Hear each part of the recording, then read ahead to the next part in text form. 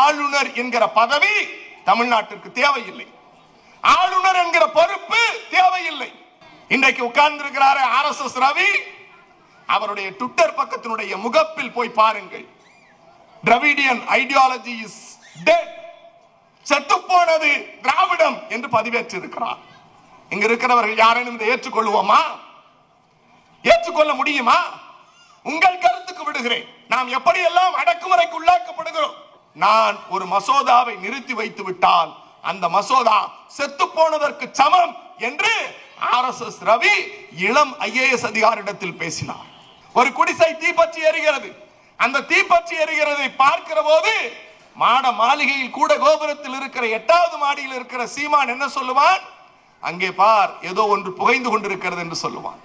அங்கே பார், ஏதோ ஒன்று புகைந்து கொண்டிருக்கிறது என்று சொல்லுவான். ஆனால் பக்கத்து வீட்டில் இருக்கிறவன் என் பக்கத்து வீட்டு குடிசை எரிகிறது என்று சொல்லி அந்த குடிசையினுடைய நெருப்பை அணைப்பதற்கு தண்ணீரை ஊற்றி அந்த குடிசையினுடைய நெருப்பை தணித்து உயிர் பலியாகாமல் தடுப்பான். அதுதான் மாநில முதலமைச்சருடைய பாங்கு. என் மாநிலத்திற்கு என்ன பிரச்சனை என்பதை நாங்கள் முடிவு செய்து தீர்த்துக் கொள்ளுகிறோமே தவிர சட்டாம்பிள்ளைத்தனமான ஒன்றிய அரசின் ஏவல் எங்களுக்கு தேவையில்லை என்று அண்ணா சொன்னார். இப்ப நான் வந்திருக்கிறது அவசரத்துக்கு உப்புமா. திடீர்னு காலையில என்ன டிஃபன்னா, நேத்திக்கு செஞ்ச இட்லி இருக்கு, பிச்சு போட்டு உப்புமா செய்யலாம் அப்படிங்கிற அந்த கதையில இன்னைக்கு நான் பேச வந்திருக்கிறேன். தலைப்பு இறையாண்மை காக்கும் தமிழாண்மை அப்படிங்கிறது தான். நான் அந்த தலைப்புல தான் பேசலான் இருக்கேன். இறையாண்மை அப்படின்னா என்ன அப்படின்னா, இந்திய அரசியலமைப்பு சட்டம் ஒரு விஷயத்தை சொல்லுது. We the people of India solemnly resolved, நாம் இந்திய மக்கள் நாம் நமக்கு வழங்கி கொண்ட அந்த இறையாண்மை அப்படின்னு பாத்தீங்கன்னா இந்தியாவினுடைய அரசியலமைப்பு சட்டம். அந்த இந்திய அரசியலமைப்பு சட்டம் தான் எல்லாவற்றுக்கும் பெரிது. அதற்கு கீழ்தான் இந்த நாட்டின் குடியரசுத் தலைவர், இந்த நாட்டின் நாடாளுமன்றம், இந்த நாட்டின் சட்டமன்றம், எல்லாவற்றுக்கும் கீழ்தான் நம்முடைய தமிழ்நாட்டின் போஸ்ட்மேன் RSS ரவி உட்பட. ஆனால் அந்த இறையாண்மையை காக்கிற ஒரு தன்மை இருக்கிறது அல்லவா? இன்றைக்கு தலைப்பு மிக பொருத்தமானது. இறையாண்மையை காக்கும் தமிழ் ஆண்மை. இந்த வார்த்தையை நாம் பயன்படுத்துவதை கூட சிலர் எகடியம் பேசலாம். நாம் சொல்லுவதற்கு அடித்தளம் என்பது இந்திய ஜனநாயகம் சிலரால் கேள்விக்குள்ளாக்கப்பட்டு கொண்டே இருக்கிறது. சட்டமன்றம் பெரிதா அல்லது ஆளுநர் மாளிகை பெரிதா என்ற கேள்வி வருகிற போது சட்டமன்றம் தான் பெரிது என்று மக்களால் தேர்ந்தெடுக்கப்பட்ட இந்த ஆட்சியினுடைய தலைவர் முதலமைச்சர் முத்துவேல் கருணாநிதி ஸ்டாலின் சொன்னார். ஆனால் மக்களால் தேர்ந்தெடுக்கப்படாமல் RSSக்கு அடிச்சேவகம் செய்து அமித்ஷாவை நக்கி பிழைத்தவர்கள் ஆளுநர் மாளிகைக்கு வந்ததற்கு பிறகு அவர்கள் சொல்லுகிறார்கள், எங்கள் மாளிகை தான் உயர்ந்தது என்று சொல்லுகிறார்கள். எங்கள் மாளிகை தான் உயர்ந்தது என்று சொல்லுகிறார்கள். நாம் பெருமைப்பட வேண்டிய செய்தி நண்பர்களே. இந்த இயக்கம் ஏன் இன்றளவும் டெல்லிக்கு செம்ம சொப்பனமாக இருக்கிறது என்று சொன்னால், இந்த மண்ணிலே தோன்றிய தலைவர்கள் தான் மாநில சுயாட்சி என்கிற ஒரு அற்புதமான சித்தாந்தத்தை இந்த உலகத்திற்கு அறிமுகப்படுத்தி தந்தை பெரியார் பேசினார். தந்தை பெரியார் பேசினார். அண்ணா அதற்கு வடிவம் கொடுத்தார். அண்ணாவிடத்தில் கேட்கிறார்கள், மாநில சுயாட்சி என்று சொல்லுகிறீர்களே, அப்படி என்றால் என்ன என்று கேட்டபோது அண்ணா சொன்னார், நான் இந்த நாட்டின் முதலமைச்சர், நான் தமிழ்நாட்டின் முதலமைச்சர். ஆனால் என் பக்கத்தில் இருக்கிற உணவுத்துறை அமைச்சர் நாவலர் நெடுஞ்செழியன் பேசுகிறார் டெல்லிக்கு. கள்ளக்குறிச்சி என்கிற ஒரு ஊர் இருக்கிறது. அந்த ஊரில் கள்ளக்குறிச்சிக்கு என்று சர்க்கரை ஆலை இருக்கிறது. அந்த சர்க்கரை ஆலைக்கு கரும்பை நடுபவன் தமிழன், கரும்பை அறுவடை செய்பவன் தமிழன், கரும்பை கட்டுபவன் தமிழன், கரும்பை வண்டியில் ஏற்றுகிறவன் தமிழன், கரும்பை அரவை மில்லுக்கு எடுத்து போகிறவன் தமிழன், கரும்பை அரைப்பவன் தமிழன், சர்க்கரை பாகு உருவாக்குகிறவன் தமிழன், அந்த பாகிலிருந்து சர்க்கரையை வடித்து கொடுப்பவன் தமிழன், மூட்டை கட்டுகிறவன் தமிழன், மூட்டையில் ஏற்றுகிறவன் தமிழன், வாகனத்தை இயக்குகிறவன் தமிழன். ஆனால் விதைத்தவனில் தொடங்கி சர்க்கரையை மூட்டையில் ஏற்றுகிறவன் வரையில் உழைத்தது தமிழன். ஆனால் அந்த சர்க்கரை ஆலையை விட்டு வெளியே வர வேண்டும் என்றால் ஒரு கையெழுத்து ஒன்றிய அரசாங்கத்திடமிருந்து வர வேண்டுமா? எங்கள் உழைப்பில் நாங்கள் விதைத்ததை நாங்களே தேவைப்படும் பொழுது எடுத்து பயன்படுத்திக் கொள்வதற்கு பெயர் மாநில சுயாட்சி. அதை தடுக்க நினைப்பது சர்வாதிகாரம். டெல்லிக்கு நாங்கள் அடிபணிய மாட்டோம் என்று அண்ணா அன்றைக்கு சொன்னார். இன்னும் உங்களுக்கு புரிவது போல சொல்லுகிறேன், அண்ணாவை போல ஓமயம் பேசுவதற்கு ஆள் இல்லை இன்று வரை. அண்ணா சொன்னார், மாநில சுயாட்சியினுடைய எளிமையை, ஸ்டேட் அட்டாமியை புரிந்து கொள்வதற்கு எது வாய்ப்பு என்கிற போது டெல்லியில் இருப்பவர்கள் மாடியிலே இருக்கிற சீமான்களைப் போல நாங்கள் எங்கள் பக்கத்தில் இருக்கிற எங்கள் குடிசைகளில் வாழுகிறவர்கள் அந்த நாட்டினுடைய முதலமைச்சர்கள். ஒரு குடிசையில் தீப்பற்றி எரிகிறது, ஒரு குடிசை தீப்பற்றி எரிகிறது. அந்த தீப்பற்றி எரிகிறதை பார்க்கிற போது மாட மாளிகையில் கூட கோபுரத்தில் இருக்கிற 8வது மாடியில் இருக்கிற சீமான் என்ன சொல்லுவான்? அங்கே பார், ஏதோ ஒன்று புகைந்து கொண்டிருக்கிறது என்று சொல்லுவான். அங்கே பார், ஏதோ ஒன்று புகைந்து கொண்டிருக்கிறது என்று சொல்லுவான். ஆனால் பக்கத்து வீட்டில் இருக்கிறவன் என் பக்கத்து வீட்டு குடிசை எரிகிறது என்று சொல்லி அந்த குடிசையினுடைய நெருப்பை அணைப்பதற்கு தண்ணீரை ஊற்றி அந்த குடிசையினுடைய நெருப்பை தணித்து உயிர் பலியாகாமல் தடுப்பான். அதுதான் மாநில முதலமைச்சருடைய பாங்கு. என் மாநிலத்திற்கு என்ன பிரச்சனை என்பதை நாங்கள் முடிவு செய்து தீர்த்துக் கொள்ளுகிறோமே தவிர சட்டாம்பிள்ளைத்தனமான ஒன்றிய அரசின் ஏவல் எங்களுக்கு தேவையில்லை என்று அண்ணா சொன்னார். அது அவருடைய கடைசி உயிர் மூச்சு, அண்ணாவினுடைய உயிர் மூச்சு. அண்ணா முடித்து விட்டு போனார், உறைந்து போனார். நம்முடைய முத்தமிழறிஞர் டாக்டர் கலைஞர் அவருடைய உயிர் மூச்சை, கடைசி உயிரை அண்ணா உயிர் எழுதுகிறார். அவருடைய கடைசி கடிதம் 4 வரிதான். ஏன் திமுகவும் இந்த இயக்கமும் ஏன் இவ்வளவு பேருக்கு சிம்ம சொப்பனமாக இருக்காதென்றால் நமக்கு வாய்த்த தலைவர்கள் அப்படி. அண்ணா எழுதுகிறார், தம்பி, அருமைக்குரிய தம்பி, நான் முதலமைச்சர் நாற்காலி வெறிபிடித்து அலைபவன் அல்ல. வார்த்தையை நன்றாக கவனியுங்கள். நான் முதலமைச்சர் நாற்காலி வெறிபிடித்து அலைபவன் அல்ல. ஆனால் சர்க்கரை என்று சீட்டிலே எழுதி நக்கினால் அது இனிக்குமா? முதலமைச்சருக்குடைய அதிகாரத்தை கொடுக்காமல் என் மாநில மக்களுக்கு தேவையை நிறைவேற்ற வேண்டும் என்றால் நான் டெல்லி சர்க்காரின் காலிலே விழுந்துதான் அதை பெற வேண்டும் என்றால் அது எப்படி உண்மையான ஜனநாயகமாக மாறும் என்று அண்ணா கேட்டார். அதனுடைய நீட்சி கலைஞர் வந்தார். கலைஞர் டெல்லியில் பேசினார், பத்திரிகையாளர்களை சந்தித்தார், அன்றைக்கு இருந்த பிரதமர்களை சந்தித்தார். சந்தித்து விட்டு சொன்னார், என் அண்ணாவினுடைய உயிர் மூச்சு பிரிகிற போது அவர் என் கையில் ஒப்படைத்தது மாநில சுயாட்சி, ஸ்டேட் அட்டானமி. அதை பெறுவதுதான் திராவிட முன்னேற்ற கழகத்தினுடைய உயிர் முழக்கம் என்று கலைஞர் சொன்னார். பத்திரிகையாளர் கேட்கிறார்கள், அவரும் அப்படித்தான் பேசினார், நீங்களும் இப்படித்தான் பேசினீர்கள், உங்களுக்கு ஒன்று புரியவில்லையே என்று கேட்டபோது கலைஞர் அவருக்குரிய பாணியில் சொன்னார், மாநில சுயாட்சி என்றால் என்ன தெரியுமா? ஒருவன் சிறைச்சாலை போடுகிறான், ஒரு பெரிய போராட்டம், அந்த போராட்டத்திலே சிறைச்சாலைக்கு போகிறான், சிறைச்சாலையில் இருந்து விடுதலை பெறுகிறான், விடுதலை பெற்றுவிட்டு தன்னுடைய கை குழந்தையோடு தன் மனையால் வாசலில் நிற்கிறான். அந்த குழந்தை அந்த தந்தையை கண்டவுடன் எகிரி குதிக்கிறது. இவனோ சிறைச்சாலையில் இருந்து வந்தவன் அந்த குழந்தையை கட்டி அணைப்பதற்கு ஓடுகிறான். கட்டி அணைக்க போகிற போது அப்போதுதான் உணர்கிறான், அந்த குழந்தையின் கை நீளுகிறது, கால்கள் துடிக்கிறது.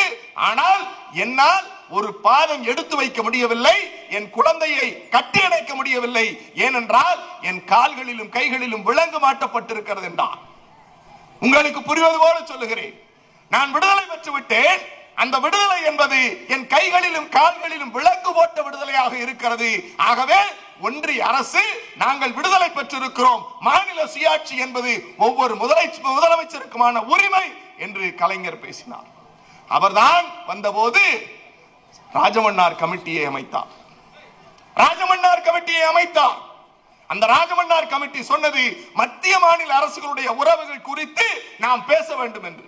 அந்த இரண்டாவது நோக்கம், ஆளுநர் என்கிற பதவி தமிழ்நாட்டிற்கு தேவையில்லை, ஆளுநர் என்கிற பொறுப்பு தேவையில்லை. அப்படி தேவை என்றால் மாநில முதலமைச்சரை கலந்து ஆலோசித்ததற்கு பிறகு நீங்கள் நியமிக்கலாம் என்கிற ஒரு கருத்து வந்தது. அது எந்த அரசாங்கமாக இருந்தாலும் டெல்லியில இருக்கிறவர்கள் எப்போதெல்லாம் அவர்களுக்கு தேவைப்படுகிறதோ அப்போதெல்லாம் ஆளுநர் ஆயுதத்தை ஏந்தி கொண்டிருந்தார்கள். ஆனால் திராவிட முன்னேற்ற கழகம் தொடங்கப்பட்ட காலத்திலிருந்து தேர்தலில் போட்டியிடுவதற்கு முன்பாகவே ஆளுநர் பதவி தேவையில்லை என்று தீர்மானம் போட்ட ஒரே இயக்கம் இந்தியாவிலேயே திராவிட முன்னேற்ற கழகம் என்கிற பேர் இயக்கம் தான். கலைஞர் வந்தார், ராஜமன்னார் கமிட்டி போடப்பட்டது. அந்த ராஜமன்னார் கமிட்டியை விரிவாக விவாதித்தார்கள். இந்திரா காந்தி எகடியம் பேசினார். எங்களுக்கே அதிகாரம் சொல்லுகிறீர்களா, நீங்கள் எங்களையே எதிர்த்து பேசுகிறீர்களா, எப்படியெல்லாம் நீங்கள் வாழ முடியும் என்று கேட்டபோது எமர்ஜென்சி வந்தது.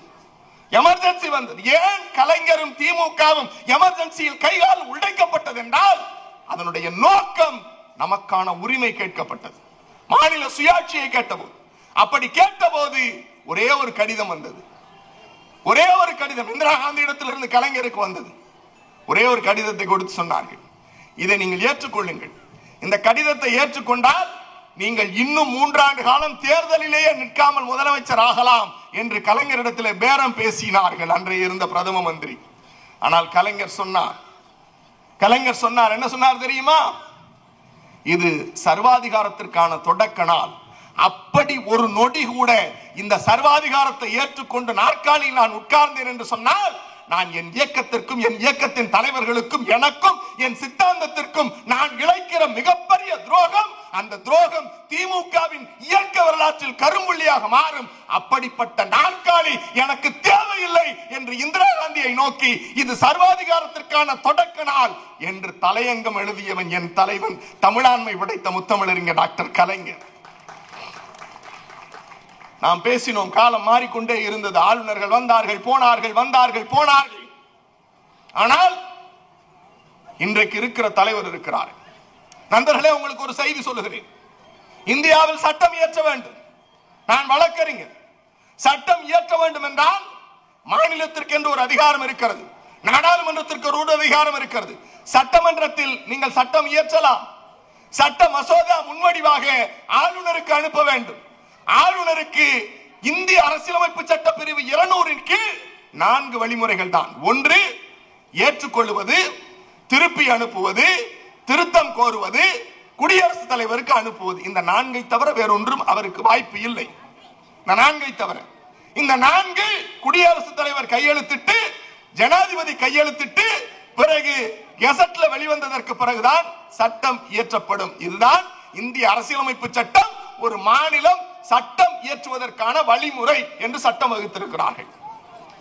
அம்பேத்கர் சொல்றார், ஆர்டிகல் 200 படிக்கிறப்ப அம்பேத்கர் சொல்றார், I pleasure to speak about this position. Ambedkar பேசுறார் அவருடைய டிராஃப்ட் கமிட்டி டிஸ்கஷன்ல. Governor is the guardian of the constitution. Governor is the guardian of the constitution. இந்திய அரசியலமைப்பு சட்டத்தினுடைய பாதுகாவலர் ஆளுநர் அப்படின்னு சொல்றார். அப்ப சொல்லிட்டு சொல்றாரு, ஆளுநருக்கு தேர்தல் வைக்கலாமா அப்படின்னு டிஸ்கஷன் போகுது. இல்ல, கூடாது அப்படின்னு அம்பேத்கர் சொல்றாரு. ஏன் அப்படின்னா, ஏற்கனவே மக்களால் தேர்ந்தெடுக்கப்பட்ட ஒரு முதலமைச்சர் ஆட்சியில் இருக்கிற போது இவரும் மக்களால் தேர்ந்தெடுக்கப்பட்டார் என்றால் 2 ஆட்சி முறை வரும். இரட்டை ஆட்சி முறை வந்தால் நிர்வாகம் சீர்குலைந்து போகும்.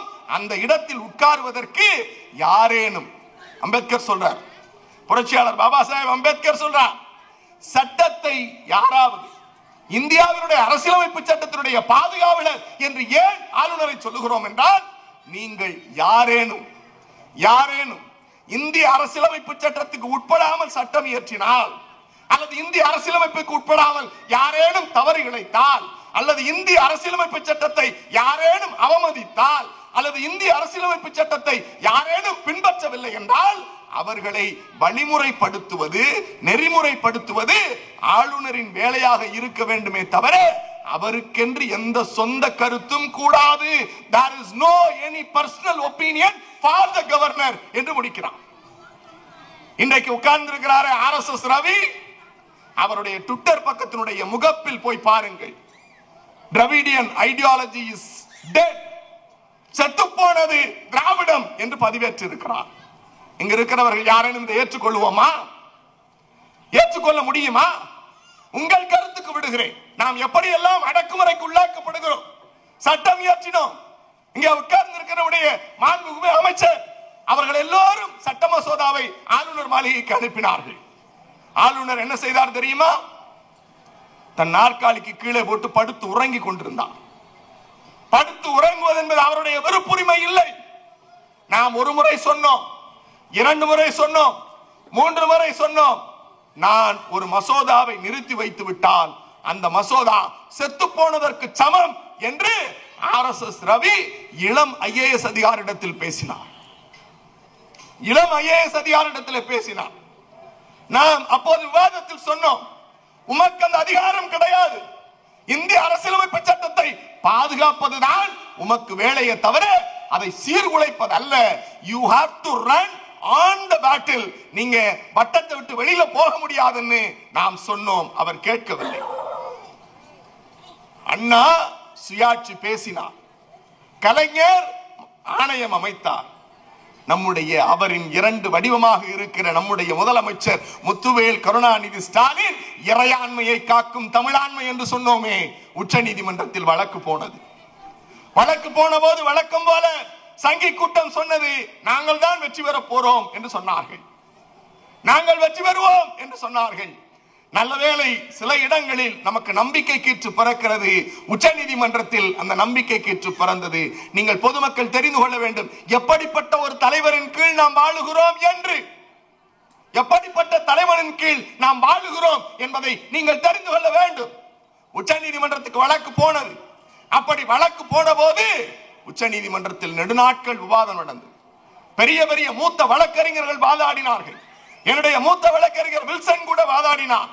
இப்படி எல்லோரும் வாதாடி ஒரு தீர்ப்பை பெற்றெடுத்தோம். 415 பக்க தீர்ப்பு. 415 பக்க தீர்ப்பு. நான் சொன்னேனே, சட்டம் இயற்றுவதற்கான வழிமுறை, சட்டம் இயற்ற வேண்டும், ஆளுநர் மாளிகைக்கு அனுப்ப வேண்டும், ஆளுநர் கையெழுத்திட வேண்டும், குடியரசுத் தலைவருக்கு அனுப்ப வேண்டும், குடியரசுத் தலைவர் கையெழுத்திட வேண்டும், குடியரசுத் தலைவர் கையெழுத்தப்பட்டதற்கு பிறகு கெசட் நோட்டிபிகேஷன் ஆனதான் அது சட்டம்ங்க. இதுதான் இந்திய ஜனநாயகத்தினுடைய மாண்பு, இந்திய ஜனநாயகத்தில் சட்டம் இயற்றுகிற வழிமுறை. ஆனால் நாம் இன்றைக்கு புகழ் பாடுகிறோமே, இறையாண்மையை காக்க வந்த தமிழாண்மை.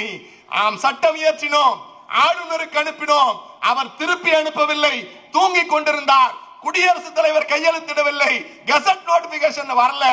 இந்திய வரலாற்றிலேயே 10 மசோதாக்களுக்கு ஆளுநர் கையெழுத்து இல்லாமல், ஜனாதிபதி ஒப்புதல் இல்லாமல், கெசட் நோட்டிபிகேஷன் இல்லாமல், வெட்ட எடுப்பு உச்ச நீதிமன்றத்தின் உத்தரவின் அடிப்படையில் 10 மசோதாக்களை சட்டமாக கொண்டு வந்த ஒரே தலைவன் கலைஞரின் வாரிசு நம்முடைய முத்துவேல் கருணாநிதி ஸ்டாலின் என்கிற ஒப்பாறு மிக்காரும் இல்லாத தலைவன்.